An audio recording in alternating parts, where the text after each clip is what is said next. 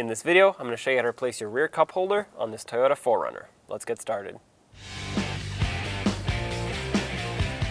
To replace this cup holder, first you want to open it. Then you have two Phillips head screws. Remove both of them. As you can see, it already wants to pull away from the center console.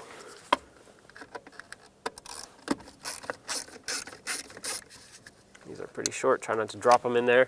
Once that's done, you can grab it, pull it down from the top, out at the same time, and it's curved, goes in like that, so just pull it out, and there it is.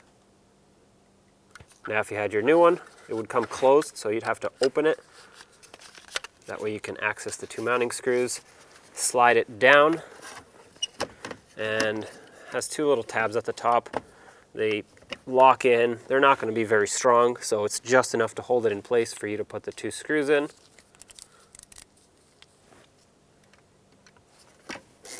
Start these in, make them snug, don't over tighten them because they're small, they go into plastic, and if the plastic strips, it's not going to hold the cup holder on anymore.